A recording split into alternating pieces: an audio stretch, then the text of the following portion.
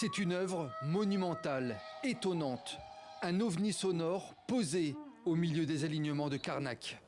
Avec ce projet, l'artiste français Lamosé a souhaité recréer la bande-son originelle du lieu en venant puiser dans la mémoire sonore de ce site historique. Ce site est extrêmement calme en réalité. Il ne produit pas de son, on entend bien les oiseaux, on entend bien le vent.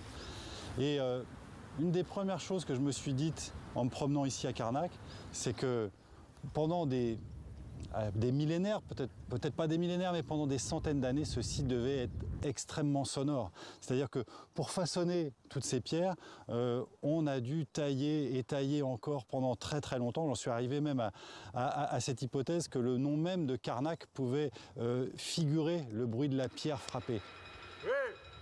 Une installation qui s'inspire de la géométrie sacrée des sites mégalithiques de la préhistoire.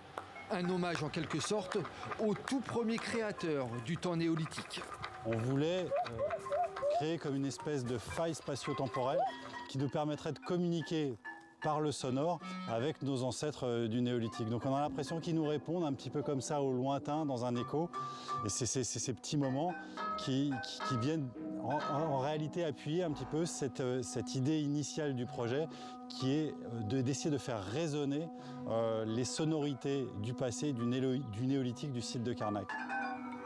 Pour y parvenir, Lamosé et son équipe ont fait appel aux collections du Musée de l'Homme, détenteur d'instruments ancestraux retrouvés lors de fouilles.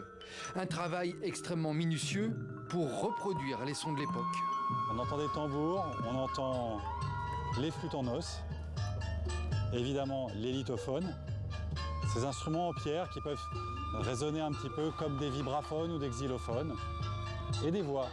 Bien sûr, parce que les voix, on le sait, ce sont les premiers instruments de musique en réalité. Une expérience immersive à 360 degrés qui change en fonction du moment et de l'endroit où l'on se trouve. Alors, ce qu'on entend là, c'est une rhombe. C'est un instrument ancestral également. C'est une palette un petit peu oblongue et attachée au bout d'une corde qui peut faire 1 mètre à 2 mètres de long et qu'on fait tourner autour de soi. Et quand elle tourne, en fait, cette palette tourne sur elle-même et elle émet ce son-là qu'on entend. On pense qu'à l'origine, la musique avait un rôle surtout fonctionnel. On créait des sons pour imiter la nature, peut-être pour chasser, peut-être aussi pour effrayer les animaux. On peut penser que cette rhombe qui fait un bruit très particulier, qui n'existe pas dans la nature, pouvait faire peur aux animaux. On peut imaginer aussi, on le sait ça aussi, que la musique était utilisée comme support d'apprentissage, puisque chanter le texte d'une chanson, c'est le moyen de le retenir beaucoup plus rapidement. Grâce à un système d'enregistrement intégré à la structure, les visiteurs peuvent eux aussi créer leur propre sonorité en direct, comme si d'un coup ils dialoguaient avec leurs ancêtres. Hey! L'œuvre de Lamosé nous permet également de redécouvrir ce site historique de Carnac avec un œil nouveau. Quand on va s'installer ici, la manière dont l'architecture du site a été pensée, c'est un peu un nouveau cadre en fait. On peut regarder le site dans un nouveau cadre avec un nouveau point de vue. La structure sera visible jusqu'à la fin de la saison estivale à Carnac, avant de partir en tournée ces prochains mois sur différents sites mégalithiques dans toute l'Europe.